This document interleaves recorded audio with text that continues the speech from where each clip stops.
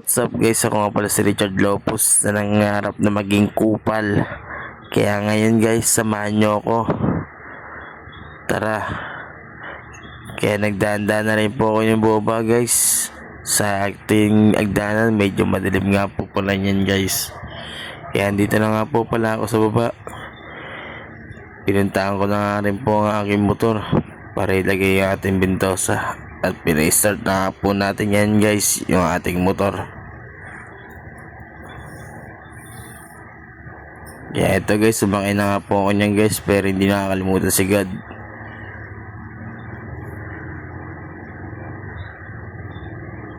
Kaya ito, binaba ko na yung ating motor at umalis na nga po tayo nyan guys.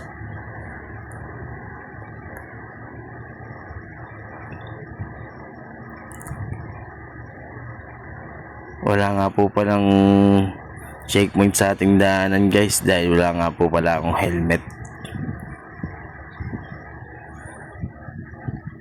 Pero takbong pogi lang tayo niyan guys. Aray mo. Dito na nga po pala tayo sa highway at pinarada nga po natin ang ating motor.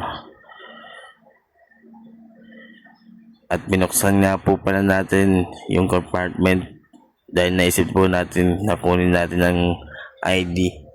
Baka hanapan tayo ng guard. Dahil dali ko ng sinarating compartment at kinuha yung bentosa guys. Siyempre hindi natin nakalimutan yung susi.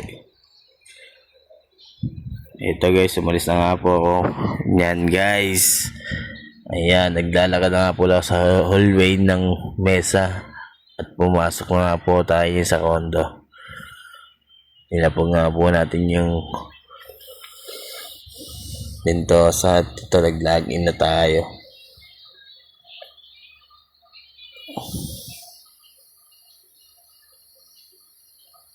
Hindi ko akalain yan guys. Kasunod ko naman pala yung client ko. Kaya ako nasa taas pa.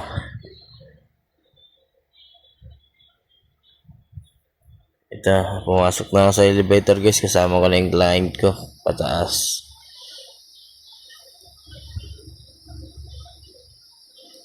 Ayan guys, medyo nagpakit pa ako. Tamang cute lang. Pumasok na nga po pala tayo sa room ng client natin guys.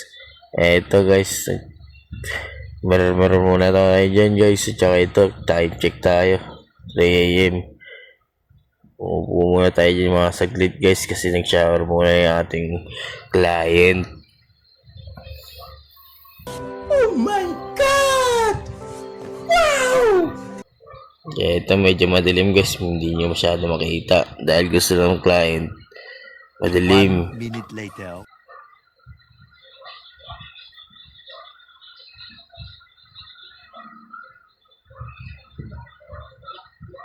So guys, tapos na tayo. So, uwi na tayo guys. Let's go. Mag-umaga na nga pala guys. Ayan.